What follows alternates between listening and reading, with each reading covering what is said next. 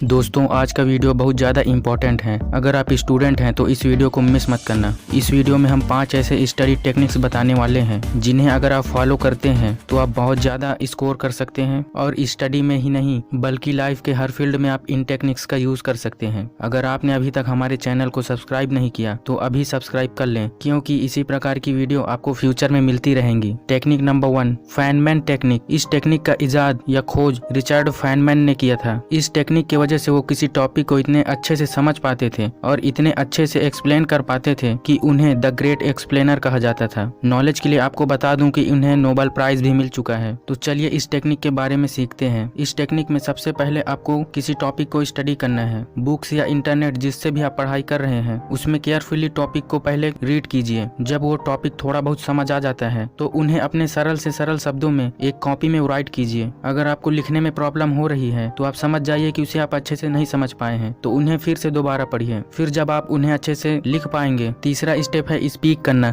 या टीच करना। अब आप इमेजिन कीजिए आपके सामने एक छोटा सा बच्चा है या फिर कोई आदमी है जिसे उस टॉपिक के बारे में कुछ भी नहीं पता, तो आप उसे कैसे समझा पाएंगे, कैसे एक्सप्लेन करेंगे। उसे सरल से सरल भाषा में समझाने की, बोलने की कोशिश कीजिए। अगर आपने उसे सरल से सरल भाषा में समझा दिया तो आप उस टॉपिक को बहुत अच्छे से समझ चुके हैं। उसे भूलना आपके लिए बहुत मुश्किल है। लेकिन अगर आप नहीं समझा पा रहे तो आप उसे अच्छे से नहीं समझ पाए हैं, तो उसके लिए आप उसे फिर से अच्छे से रीड कीजिए। इस प्रकार इस टेक्निक से हम किसी टॉपिक को बहुत अच्छे से समझ सकते हैं और याद रख सकते हैं। जैसे एग्जाम्पल के लिए मैंने एटम के बारे में पढ़ा, जिसमें मैंने पढ़ा कि तत्व वे पदार्थ हैं जिन्हें और अधिक सरल पदार्थों में विभाजित नहीं किया जा सकता। ये सरलतम पदार्थ होते हैं। Example iron, copper, zinc, sodium etcetera. अब मैंने इस टॉपिक को समझ लिया, लिख भी लिया और बोलकर देख भी लिया। अब मुझे किसी और को एक्सप्लेन करना है, इस टॉपिक को टीच करना है, तो मैं उसे सरल से सरल शब्दों में बताने की कोशिश करूंगा। जैसे तत्व वे छोटे छोटे कण हैं जिन्हें और छोटे कणों में नहीं तोड़ा जा सकता। मतलब कि दुनिया के सभी पदार्थों को जब हम डिवाइड करते जाते हैं तो जो सबसे छोटा कण प्राप्त होता है जिसे और डिवाइड नहीं किया जा सकता, वही एक तत्व होता है। जैसे पानी को हम कई पदार्थों में तोड़ सकते हैं, जैसे हाइड्रोजन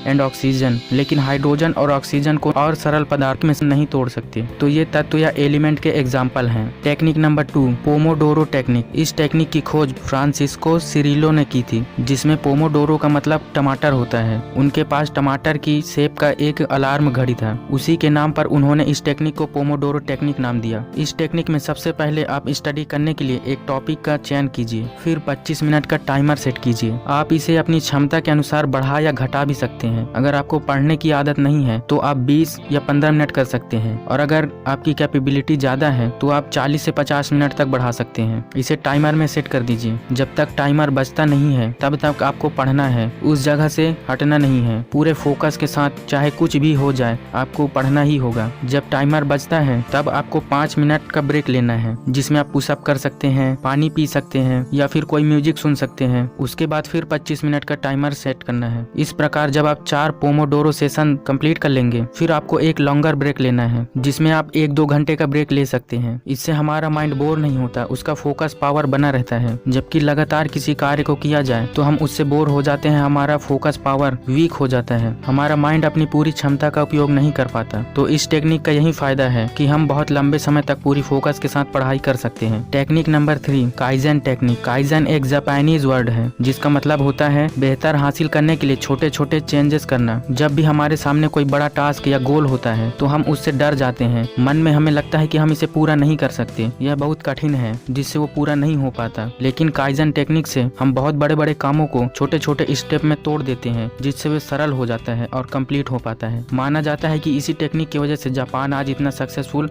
और टेक्नोलॉजी में इतना आगे है। काइजन टेक्निक को एक एग्जाम्पल से समझते हैं। जैसे किसी को वेट लॉस करना है, उसे पता भी है कि कैसे वेट लॉस किया जाता है, लेकिन फिर भी वो वेट लॉस नहीं कर पा रहा। स्टूडेंट को पता है कि कैसे टॉप किया जाता है, फिर भी वो टॉप नहीं कर पाता। लोगों को पता है कि मेडिटेशन और योगा का कितना फायदा होता है, फिर भी लोग उसे नहीं करते। ये इसीलिए होता है क्योंकि ये टास्क उनको बहुत ज्यादा बड़ा लग रहा है या कठिन लग रहा है। काइजन टेक्निक में हम छोटे छोटे स्टेप लेते हैं जिससे वो कार्य हो पाता है। जैसे किसी को वेट लॉस करना है लेकिन उसको जिम जाने का, एक्सरसाइज करने का मन नहीं करता, तो वह शुरू में एक छोटा टास्क बना सकता है कि मुझे सिर्फ जिम जाना है, एक्सरसाइज करूं या ना करूं, मुझे सिर्फ जिम जाना है। एक हफ्ते अगर वह ऐसा करता है, फिर दूसरे स्टेप में वह सोचेगा कि मुझे 1 मिनट एक्सरसाइज करना है। हर रोज वह 1 मिनट एक्सरसाइज करेगा तो उसे टास्क बड़ा नहीं लगेगा और वह इसे कंप्लीट कर भी लेगा। फिर अगले हफ्ते वह सोचेगा मुझे 5 मिनट एक्सरसाइज करना है। इस प्रकार एक्सरसाइज करना उसकी हैबिट बन जाएगी और उसका वेट लॉस 100% हो पाएगा। इस प्रकार छोटे छोटे स्टेप से हम बड़ी सक्सेस अचीव कर सकते हैं। इस टेक्निक का यूज बिजनेस और इंडस्ट्रीज में सबसे ज्यादा किया जाता है, जैसे कार, कंप्यूटर, मोबाइल्स और जितने भी गैजेट्स हैं, इन सब में इस टेक्निक का यूज किया जाता है। इनमें छोटे छोटे इम्प्रूवमेंट्स होते रहते हैं जिससे ये बेटर होते जाते हैं। जैसे मोबाइल पहले सिर्फ फोन करने के काम आता था, फिर बाद में उसमें टॉर्च आया, फिर रेडियो आए, फिर चिप सिस्टम आया, ब्लूटूथ आए, फिर कैमरा आए, कैमरे में भी इम्प्रूवमेंट्स होते जा रहा है, फिर टच स्क्रीन हो गया। अब हम मोबाइल से लगभग हर काम कर सकते हैं जो कंप्यूटर करता था, और अभी भी इम्प्रूवमेंट्स जारी है। छोटे छोटे इम्प्रूवमेंट्स होते रहते हैं और मोबाइल बेटर होते जा रहा है। इसी प्रकार हमें अपने स्टडी में करना है। जब भी कोई बड़ा टास्क आता है, हार्ड क्वेश्चन आ जाता है, तो हम डर जाते हैं, इसे कल कर लेंगे सोचते हैं, जबकि हमें उसे छोटे छोटे स्टेप में तोड़ देना है। इतने छोटे छोटे स्टेप में तोड़ दीजिए कि वो टास्क आपको एकदम सरल लगे। फॉर एग्जाम्पल, आपको पीरियोडिक टेबल पढ़ना है, तो अब आपको 118 तत्व, उनके गुण,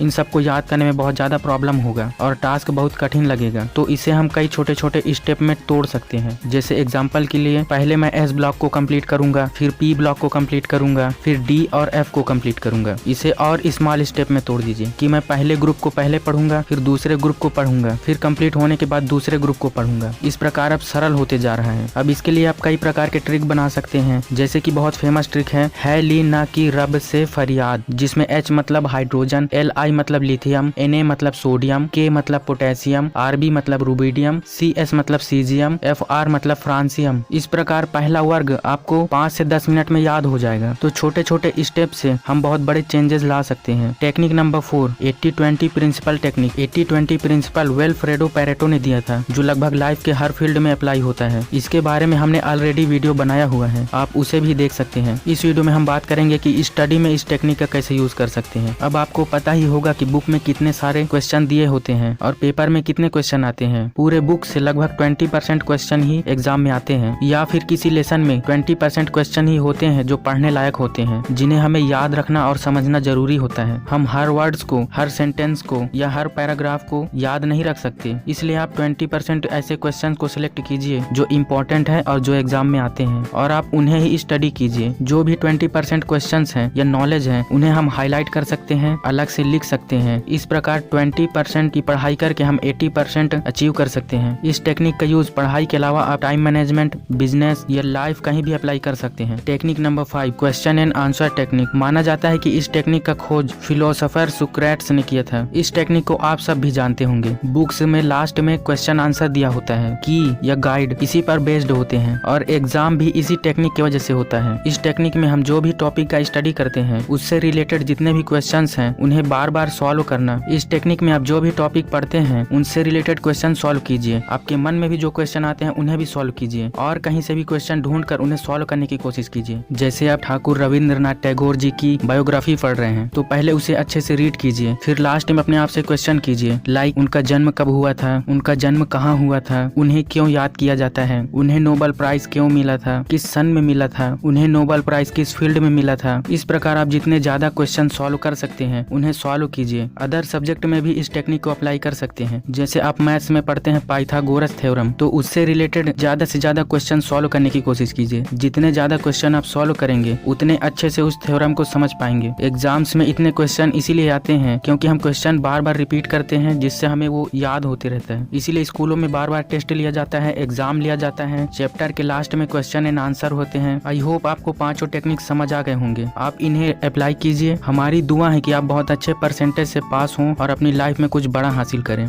धन्यवाद।